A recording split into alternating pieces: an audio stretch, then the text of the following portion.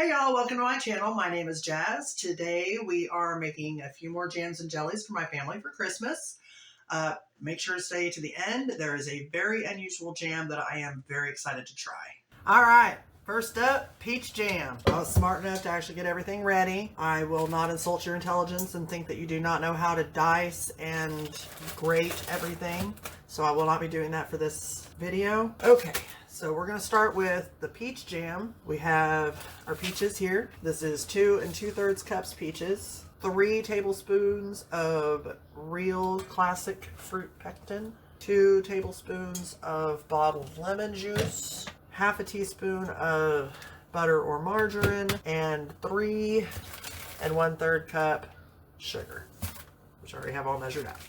So I'm going to dump my peaches in here, add 2 tablespoons of lemon juice. Okay, so I also need 3 tablespoons of fruit pectin. 1, 2, 3. We're not putting any more liquid into that. Okay, take this over to the stove. Put it on high. And I didn't use a potato masher. I used one of those meat squisher thingies. Worked beautifully. I use it for the strawberries and the peaches. And then I just threw everything into a Ziploc and into my freezer until I was ready to use them. Makes it 10 times easier if you prep right before. Oh my goodness, yes. If you prep the day before. Prepping the day before is going to make this whole process go a lot smoother. Okay, we're just trying to get this to come to a boil. Bring it to a boil with bubbles over the entire surface. Add the sugar. Get my sugar over here ready to go.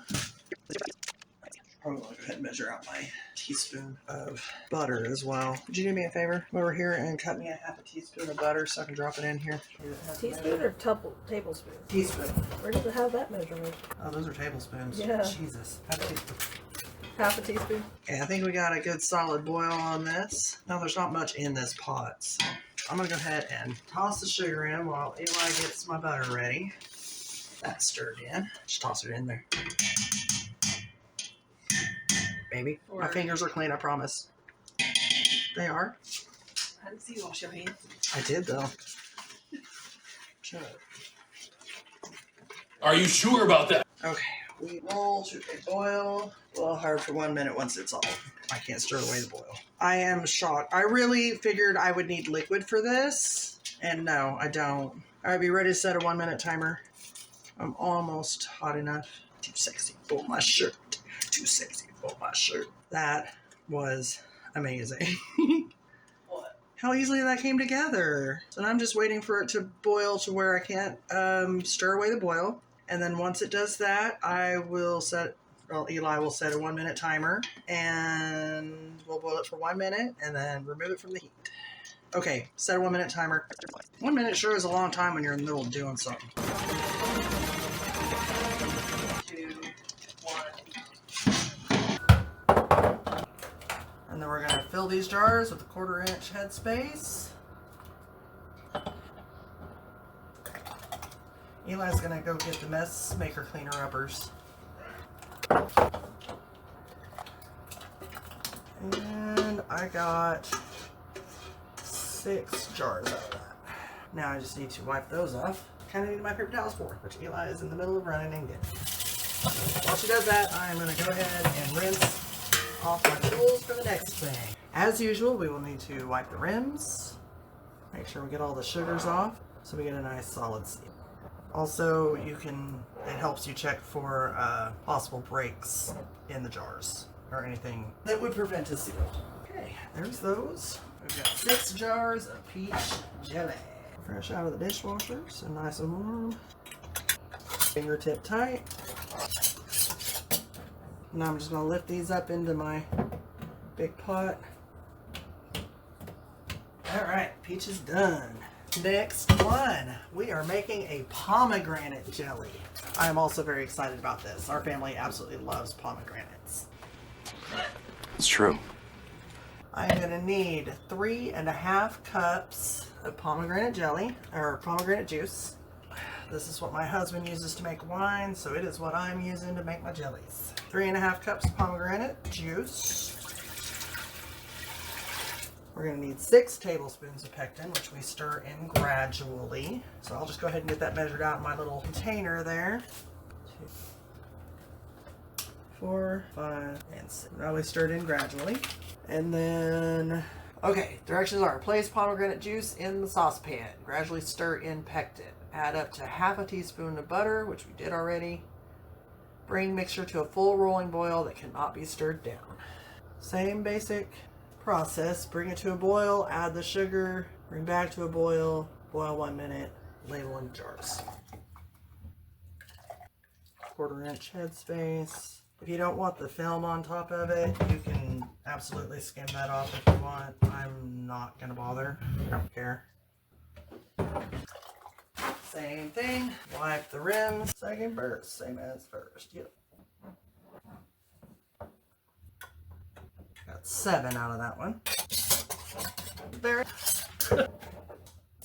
Okay, into the canner these go. Then we'll do the pièce de resistance. The carrot cake. Dun, dun, dun. It's the one I'm really looking forward to. In this jar, I have 4 teaspoons of cinnamon, 4 teaspoons ground ginger, 2 teaspoons ground nutmeg, and half a teaspoon of cloves, which is optional. I like cloves, so in it goes. 4 cups of white sugar and 2 cups of brown, plus 1 full 2-ounce package of pectin. We will add all of the ingredients except the sugar and the pectin to this pot. Half a cup of apple juice, 2-ish cups of pineapple, 2 large apples diced up, and grated carrot. I used 4 medium-ish ones. I couldn't find 3 large, so we went with 4 medium. All right, there's everything but the sugar and the pectin. Oh, spices too. And over to the stove. Simmer on low heat for 25 minutes, stirring occasionally. Simmer on medium heat.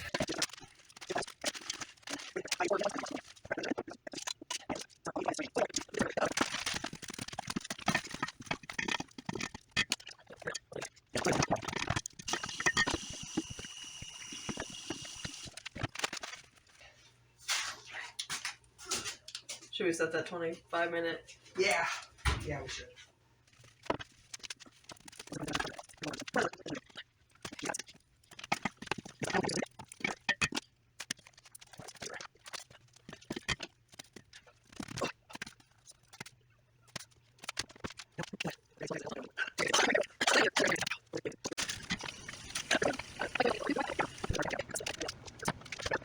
All right, 25 minutes. So putting in 2 cups of brown sugar, 2 ounces of pectin, and 4 cups of granulated sugar.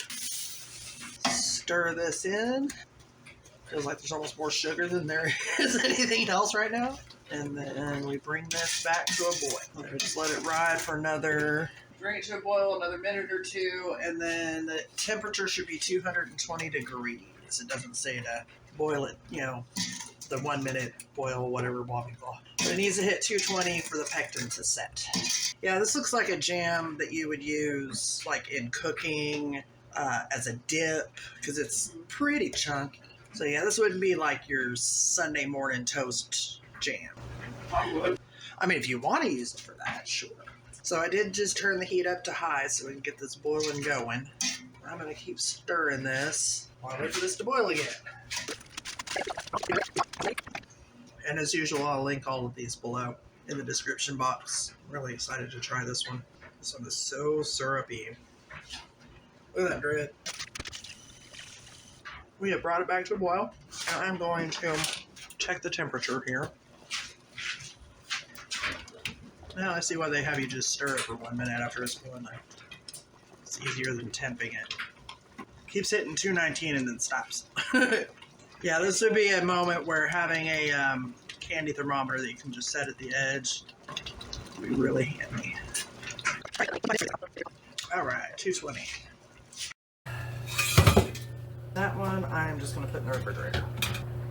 It doesn't come up to the top. You don't want too much headspace because that can be a problem too.